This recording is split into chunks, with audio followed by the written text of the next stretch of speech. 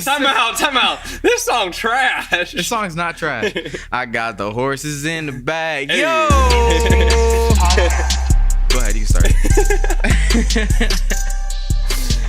Ain't nobody tell me Not nothing. the song, the podcast. Nobody tell me nothing. What is good? Hey, Ministry Misfits back at ya with Old Town Road, our new single that we're dropping. Never. Can we? Okay. We do not need people thinking that we're doing Old Town Road remixes on the Ministry Misfits podcast at all. No, we want. Nope, not happening. But hey, what is up, guys? I know it's been some time between just life and Easter and just, so we've been kind of running and trying to get our schedules to align. And so now we're kind of getting back into the flow of things out of Easter and some of just like crazy things that have kind of come up. So excited to be back in it. Missed it for yes, sure. Sir. Missed you guys and hearing from you. And I know I had several people be like, hey, haven't heard from you guys for a while and the page has been quiet. And when are you posting the next episode? And it's like, yeah, it's coming. It's coming. It's on its way. We're just adjusting to life. I bought a house. Yep. So that's a lot of work. I'll say, I know he bought a house because I helped him move into this house. Yes, he did. What did we do? We decided to move you at like 10 o'clock at night. 10 o'clock at night and finish at like 1 in the morning. Best decision ever. The best decision to ever be made. But solid house. I mean, you got a pool. Yeah. You got a studio room. This pool's going to kill me. Okay? Your water bill about to be, just your bill in general, your electricity, water, whatever you want to name it, sewage, waste, whatever, is about to be nuts. Well, I'm resurfacing it right now. Oh, you really? I have to. So is it drained? Was it trash? It's being drained. It's being drained this week. Gotcha. Oh my gosh. So buying a house, it's awesome. But you're telling me there's a lot of work into it, basically. There's a lot of work. Don't let any of these old heads fool you. Buying a house is a terrible thing to wait on. You should definitely buy a house. Do that. And when you want to, give me a call. I'm not a real estate agent, but I know some, and hopefully I can get some type of referral check. Anyways. Hey, you need it for all those remodels. Yeah, amen. Preach that. So, but no, I loved it. It was pretty cool. And then I know with me, we're kind of on the end of our wedding and busiest season of the year, so I think I had like 3 gigs back to back that same week you bought the house. Yeah. So I was running from those, and that was nuts. One of them was in the Desert Botanical Gardens, which hey, I know that place. I love that place. It's a great place, but having allergies and the pollen count being double than what it's been in the prior years, I walked into that garden and was like immediately and it was like nonstop. Felt like I had a faucet on my face. So, but it was great. The wedding was good. The gigs have been great, and now we're finally slowing down. I have one more this weekend, and then my official spring wedding season will kind of putter out just to get ready for summer camps and such. But ooh, summer camp. Ooh, yep. So, but life's been good. I mean, seriously, it's just been busy, and then out of all of that, we jumped straight into good old Easter. Good old Easter, the day that you see he has risen all the and risen Christians indeed. you haven't seen since Christmas. The day everyone comes out of the woodworks for that one monetary appearance at church. Because what do they call them? The EC Christians. Easter Christmas. Easter Christmas. Yeah. I don't know what I did, but it was midnight mass last year because we did like a non-traditional take on midnight mass. It was super dope, but I wanted to get on stage at the end and be like, all right, see you guys on Easter. But, but what was good is that a lot of the people that were at our Christmas midnight service were people that already go to our church, so that was super dope. So I got to see them the next week. So there we go. It wouldn't have made sense. Would have not made sense at all. No, but y'all had fireworks, right? For Christmas or Easter? For Easter, Matt, he had fireworks, smoke machines. We did not. They had an egg on the ceiling that hatched. And then baby Jesus fell out of it. Hold on. You talking about the helicopter drop that some churches did this year? Did they? Yeah, helicopter egg drop. I'm not bashing you. If you did a helicopter egg drop, and that's what you want to do to reach, please, like you do you. But I can't. I just. Oh, what? Explain it. So it's basically they get one of these like the type of helicopters that you'd fly in the Grand Canyon for. So this is a little like 2-person seat or whatever. Okay. And literally, it's a pilot and a person, and then like 4 garbage bags of Easter eggs. And like, what doesn't make sense to me, because it's no different than spreading out the eggs on the ground. It's just now you're dropping them several feet from the air, so when they hit the ground, they're gonna explode open anyway. Yeah, I was gonna say, they're gonna bust you can't open. tape the eggs. I mean, unless you're buying the duct taped egg. I don't know. Like, well, how you get stuff in it if it's pre-duct taped? I don't know. So like they'll fly over, they drop the eggs, and then the kids go get the eggs. So it's not even like you're running out there and the eggs are falling from the sky as you're getting them. That sounds like a hazard. No, it's straight up is a hazard. Bad idea. That would be, I mean, that sounds like a youth event, where a youth pastor is going to get fired after he does it. But facts, and I'm so with it. Just kidding. So, but no fireworks, no Holy Spirit fog, none of this. Holy Spirit fog? Is that what you just That's what I call it, Holy Spirit fog. You call haze the Holy? Oh my! Yo, if my pastor's watching, I want Holy Spirit fog. Now that I have a way to brand it, I want Holy Spirit fog in our church. Stat. I can't with you right now. Oh, how I miss these conversations. But no, it was a good weekend. I mean, we're the Grove, so we. Yep. Well, there we go. Unbiased church. There we go. No, but at my church, how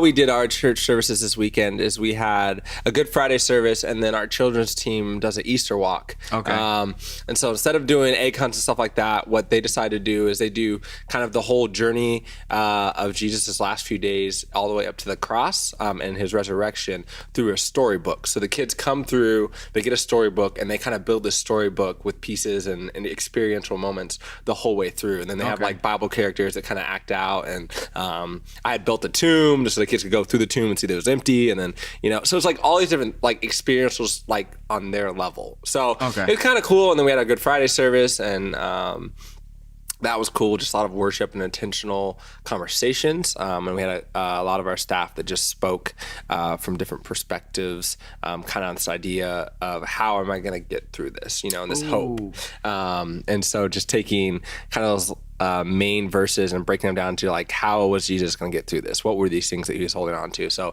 it was pretty good. Our pastor of spiritual formation was phenomenal in creating kind of this outline. And then we had a break, and then we had all Easter morning Sunday, and it was fun and it was crazy. How many services? We had 5 total with our sunrise. So it was good. It was crazy. We had a few moments throughout the day that were interesting, but it was great. And it's cool. It's always cool to kind of see, it just the experience and like people joyous and happy. And I still don't get the whole I'm just gonna stand and not worship thing. But even on Easter, like I'm saying, like out of anything, but just like it's just like how can you not be hyped and amped? And I had a part in the service where I was hyping up everybody, and it was just nuts. And give a black man a mic on Easter. He gonna go ham. All right. So there's something I do want to talk about that we didn't have written down, but we'll talk about that right after. I said give a black man a mic. He goes, I want to talk about. Our Easter was pretty dope. Yeah. This is my first Easter at a smaller church in a long time. How did that feel? Great.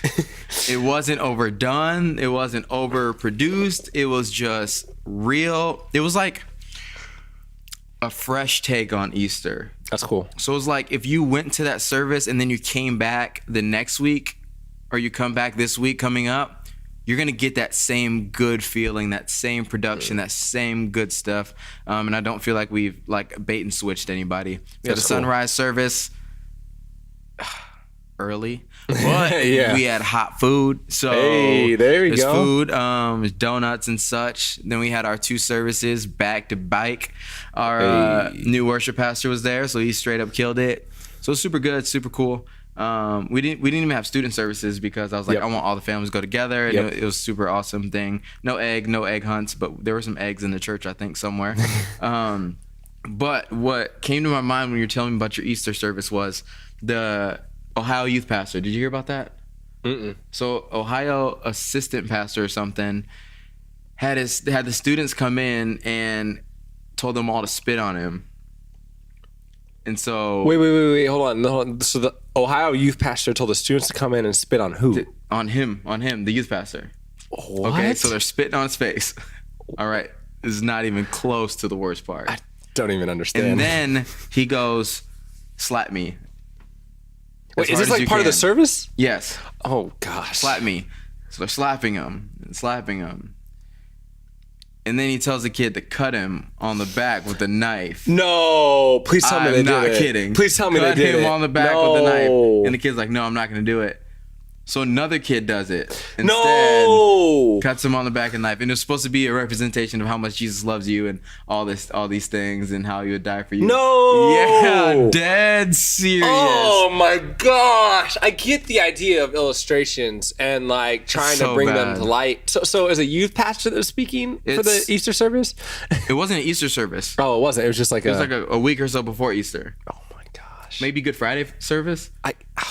Even still, I don't understand. With students. Like, I don't know, man.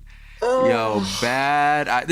Y'all gotta filter your ideas through people. This is why you need a team of people around you. And they say you gotta do life in community because you need people to bounce ideas off of and to look in the face and go, no. and go, hold on. Say it to me one more time just to make sure I didn't miss a piece where you're just saying like you're just playing like the Passion of the Christ clip or something like that. Do that. Like, not that you're actually gonna do this on stage and. Bro, I was lost. I'm just confused. There's so much that's wrong with it. There's so much is wrong with it. And they came on and apologized, and he said that it was just his idea. He didn't tell anybody he was gonna do it. And I was like, regardless, you probably scarred those kids for life. Like, I get what you were trying to do. Time out though. What if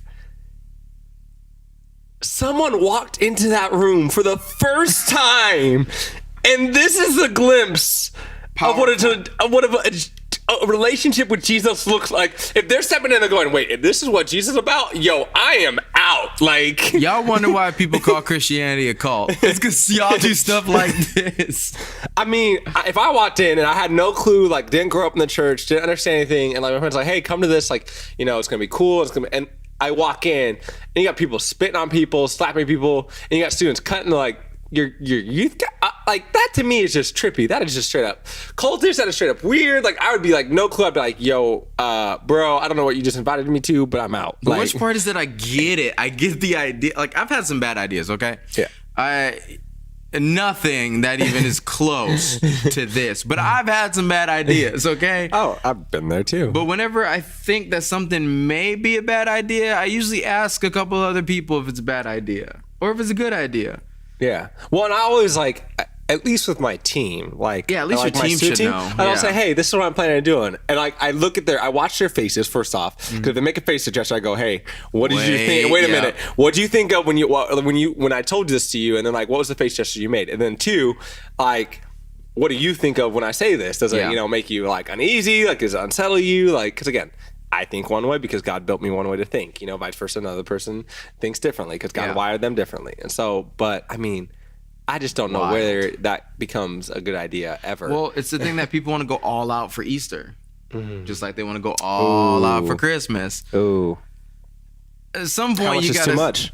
That's okay. If there is a line, you know me, I like to be extra, but because we talked about this, if there's a line, that is so far over it. So we need to figure out where the real line is. How much do we change for holidays as opposed to every other week in our church?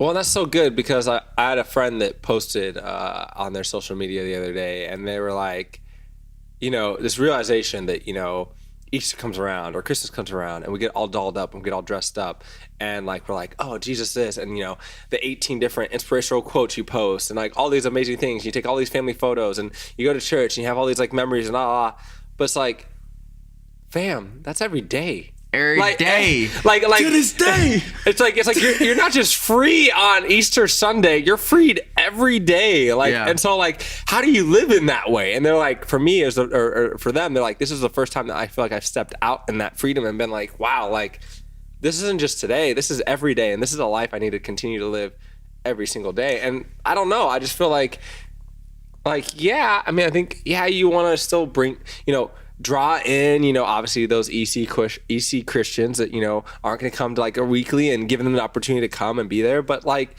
I don't know, like, how much do you do that on a regular? How much do you continue to like reach them on a regular? Here's my thing. Probably super unpopular opinion. Don't even listen to me right now. I believe that this is going to be a random number. 83.5% of people who only go to church on Easter and Christmas do not plan on coming back to your church the next week.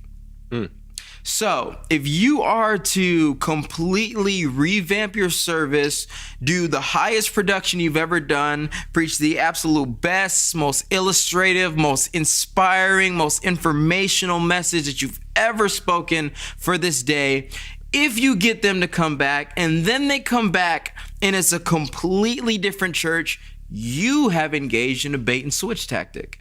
You gave them something that they liked, and then when they come back again, they go, wait, this is not what I signed up for, and then you lose them again. There's like that a couple episodes back when you talked about the guy who was like, hey, you didn't know it was a membership you were signing up for. You thought it was a one-time thing. And you're like, hold on, it's not like, I didn't sign up for no membership. Like, you don't get to run my credit card every single chance you want.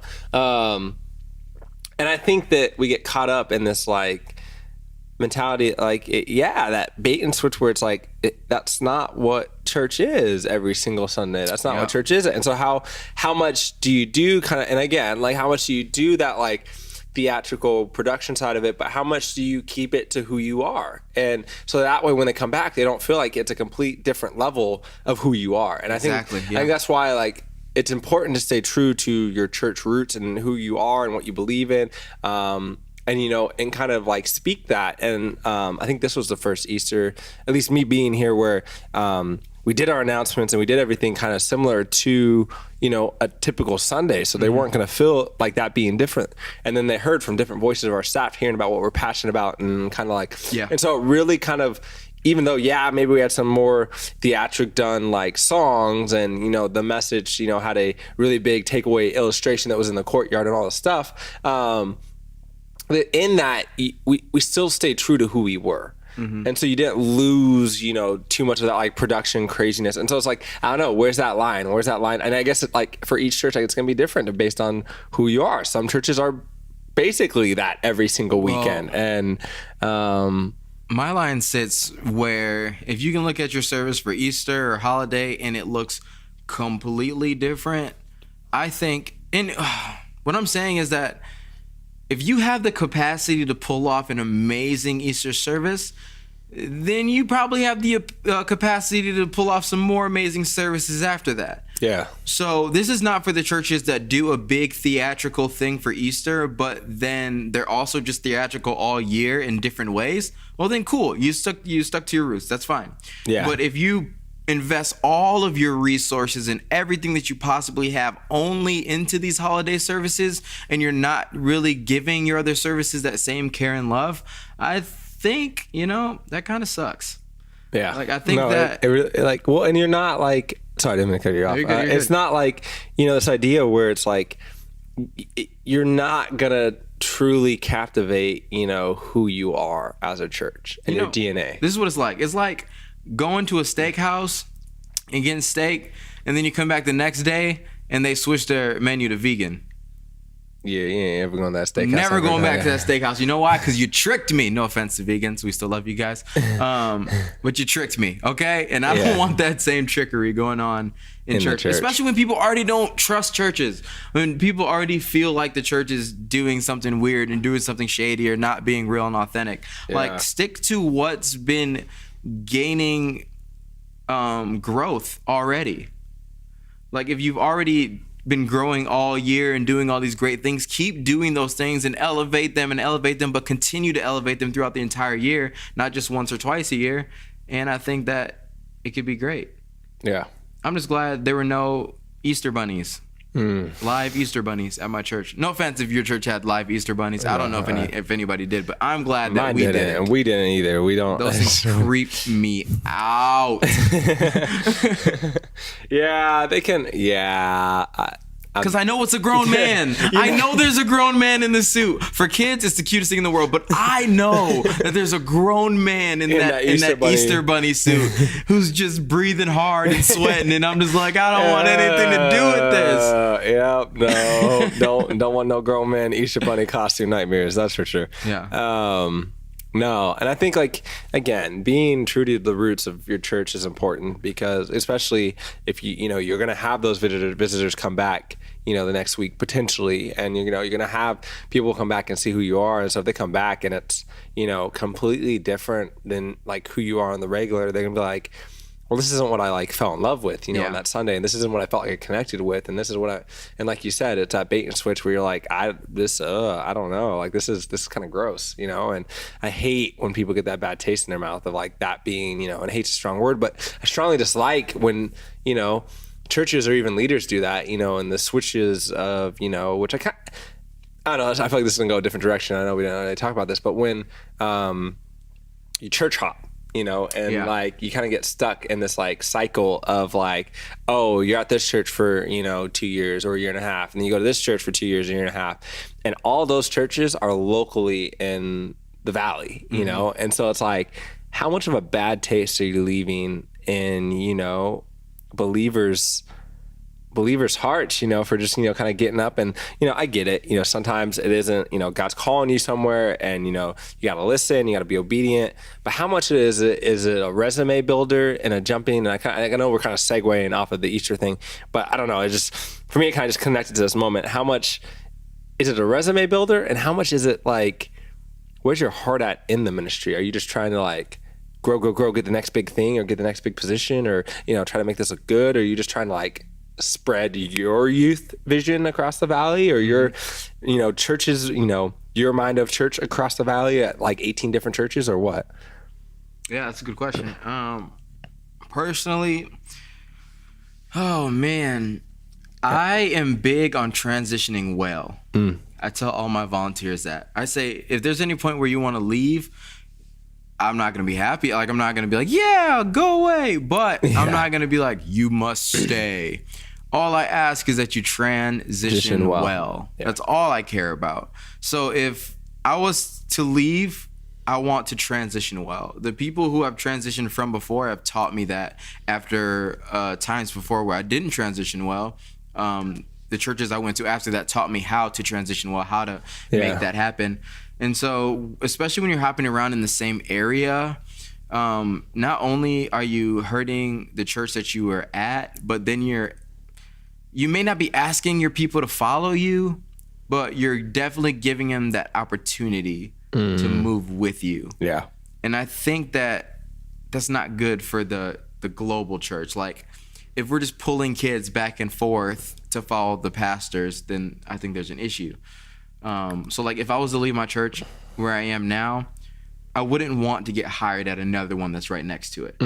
Because I would want the ministry that I've spent so much time in, put so much effort in, to continue to flourish. And I would want the pastor who comes after me to have a healthy group to step into.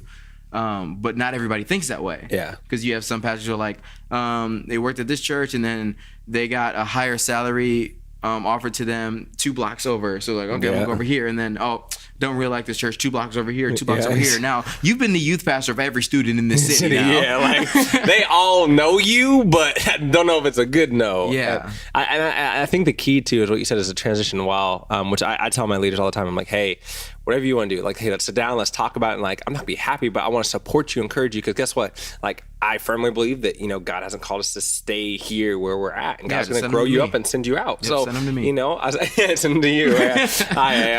And so, like, in that, I just challenge my leaders all the time. They're like, oh, I'm feeling burnt out, or I'm feeling tired. I'm like, hey, like, how can I walk alongside you? How can I pray for you? How can I encourage you? I'm like, hey, my one challenge to you is transition well. Don't just get up and abandon these students, or don't just get up and, transition well and let them know you love them, and, end out the year, or end out, this month, or whatever. Yes, end out the year. Ooh, there's so much power. Don't leave mid-year. There's so much power ending out the year, because what you're saying is hey, even though I know this transition is coming, I'm going to finish the semester with you, and I'm going to continue to pray and encourage you and support you at wherever you go, and know that, hey, I am still here for you. But in that, God has called me to this new season. And that's kind of like when I transitioned out of my last church to where I am now.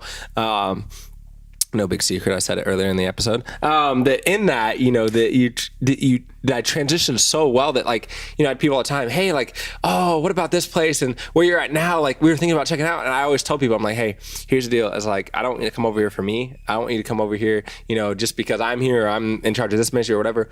If you want to come over here and you want to check it out and you want to see if this is the place that God is calling you and your family to get rooted in it, that's awesome. And if I get to be a part of that journey when you're here, cool. But don't come here for me, because at the end of the day, and I tell my leaders this, I tell my students this, I was like, this ministry is going to be built up on God. And despite who's leading it, despite what leaders are here, I was like, here's the one thing that's going to remain constant: this ministry and who you guys are. Yep. The ministry is you guys. The ministry isn't me.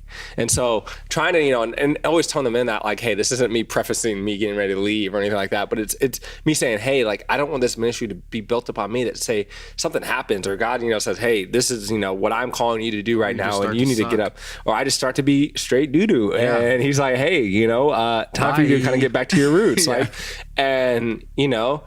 In that, I have to step out of that for a season, then I don't want that ministry, and like you said earlier, to just go from thriving to just completely destroyed. Yeah. Because then the next guy that comes in, or the next gal that comes in, because praise these amazing women in ministry that are battling the stereotype and whatever else. That's a whole different. It is.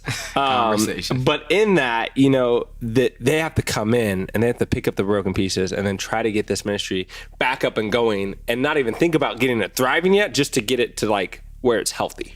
Literally. Oh my, you are speaking facts right now. My biggest fear is that when I never want to leave a church and then the ministry to start bleeding at its neck. Ooh. Yep. My goal right now is that I have an intern coming in next year, and he's incredible. And if in 6-7 years he's hiring, he's looking to get a job, he can come back and have my job, because I know that he would take care of my students well. I want to know the person who's coming after me, and allow them to transition in, and the students to love them, and for it not to be oh, we went without a youth pastor for 6 months and now we all just hate each other. Yeah. Well, and then even too, what you said, to transition in, right? This idea of which I love, is this art of almost you're literally, the idea of passing the baton, right? You're giving it to the next person, but then you're also giving everything that you have in this ministry, and you're saying, hey, change what you feel like you need to change, change what you need to adjust. It's yours now. It's yours, so hey, I'm saying in this, you need to take it and you need to craft it a little bit, then do that for who you are, because ultimately you can't just step into someone else's thing and eventually make it your own, but in that be that person, right? Because obviously I'm gonna think different than you, and whoever else is gonna think different than whatever. And so in that, transitioning well and saying, hey, here's kind of this and here's kind of what we've done, and here's, but all of it's kind of up in the air. These are what students like, but and the little things of hey, our students really love this game. Yep. Our students really love going to this place. Our students really love this, that. These are things that I just think that you shouldn't get rid of. But again, it is your ministry, but I want to set you up for success. Well, then you're setting them up for that culture too, right? Because then so many people step into a new culture and they have no clue what the culture's like. And so they're going, well, we're going to do this. And they're like, why am I hitting walls? And why are there roadblocks? And why isn't this working? And you're like, well, because in this, this culture functions different. This culture is, unfortunately, my culture is the last minute culture. And so I'm looking at summer camp signs. I'm like, yo, fam, all right? Please. We got some money going into summer camp right now. And I'm about to have a sit down, I know, with my boss if we don't get some signups coming in. And not that we're low, but then where we're at previously, I sit there and, again, blessed to not be a numbers church and what that looks like. But in that, going still, I want to create this awesome experience. And I know that our students need to get there. And so what is it? Is it a money problem? And just really trying to get in and know your culture. But I know that was a completely side tangent off of the whole Easter thing, but it just kind of, we does it out here. Felt like it flowed. So, but I'm with it. Oh yeah. So listeners, so that you know, this is actually probably going to be our shortest episode ever. Oh yeah. Yeah, you almost forgot, didn't you? Is this going to be our last episode? I'm just kidding. You said the shortest episode ever. I think, Matt's moving to Tennessee to be a Bob Ross impersonator. not moving to Tennessee at all. Not facts, not truth, not factual. No cap. On that note, and this will probably be the last, like, in this backdrop, I know we didn't get the high tops out. It's kind of like a sad moment. Can we just have like a moment of silence for the high tops, the heavy high tops, and the metal stools? Remember the moment of silence. Okay, moment's over. Yeah, so we are moving to a new location. Yep. Thanks to all of your support. Just kidding. We're just moving because it'd be easier. Yeah. Well, and then you have a studio set up, and so we're gonna have a set location, prime lighting. Not gonna have to do a lot of the setup and tear down, which will be nice. For me, I get to drive out to Peoria, which is going to be great. Phoenix. Is it Phoenix? Yeah, we're going straight to my house. That's right. Yeah, it's straight to his house. So it is more in Phoenix now, not Peoria. Yeah. But it's exciting. Yeah, there's some bird out there. We won't have birds chirping in the background. We might. Cardi B. I have a lot of birds in my backyard.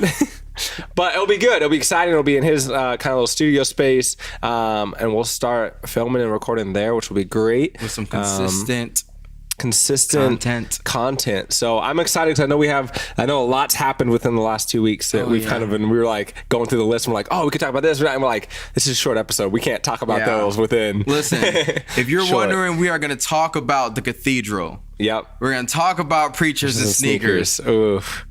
What else do y'all want to talk about? We might even talk about what's that rapper that just did that Earth Day video?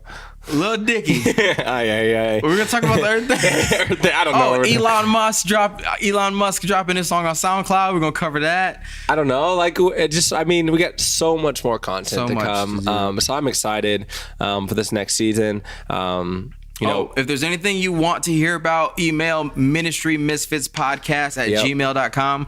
We will chat about it, and if we don't know about it, we'll bring you on and talk about it. Yep, I mean, straight facts. So yeah, I don't know. It's exciting. It's good to be back. Oh yeah, we got a lot to talk about. We just want to give you guys a quick update, a little taste, let you be reminded of what you've been missing. Whip you back in here. Okay. Loop you back in. This ain't no bait and switch. This is the facts. This is the truth. How do I do that? Your students do this thing. What? My students don't do this thing. I don't know what is happening. You know what? My horse is in the back. No. I don't even know the words of that song. That's a banger. It's straight fire. It's trash, but it's a banger. You don't need nobody. Oh, stop with the lyrics. All right. No, if you made it this far, I'm not surprised because it's a short. Shut your mouth. You can't tell me. Soulja Boy. Okay, so if you made it this far, I'm not surprised because it's a short episode. But either way, if you're bored or you're an entrepreneur, it's not the word I was looking for, but if you are and you want to donate, feel free. My Cash App personal is... Wait, time out. Low key. Hold on. Thank you for joining us on the Ministry Misfits podcast. I'm Javon. And I am Matt. And we are out. Ministry Misfits. Ministry Misfits. Bit. Merry Christmas. Merry Christmas. Goodbye.